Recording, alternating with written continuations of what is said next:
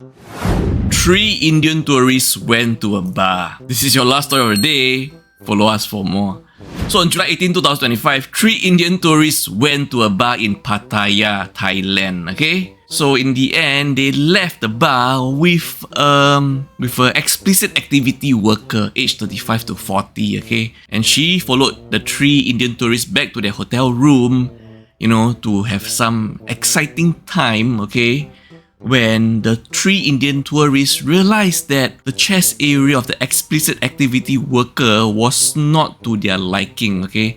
Maybe it was really dark in the bar, they couldn't see properly, or maybe there was some kind of visualization magic that made it seem bigger than it seems, since things could be pushed up and, because the 3 Indian tourists were dissatisfied with the chest size of the explicit activity worker, they decided that she should leave without full payment. But she claims that she needs to receive the remaining balance before leaving, despite the scheduled and planned explicit activity have not taken place. And apparently, she was charging them 3,000 baht per person, so that is 83 USD per person. A 3v1. And she had already received a 1,000 baht deposit. That is about 27 USD. So the 3 tourists told her, okay, you wait here, we'll get your remaining balance. They left the room, but instead they called the cops.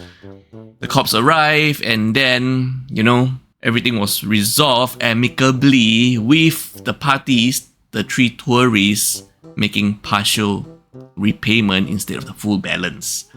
And no charges were pressed.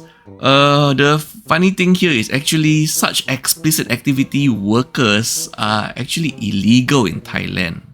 But the cops didn't charge or arrest the explicit activity worker. Might be because that explicit activity industry in Thailand does generate billions annually, roughly around 6.4 billion USD annually. So, yep, looks like because of tourism and, Pattaya's fame as explicit activity hotspot, some kind of eye closing sometimes, or poor vision has to be done.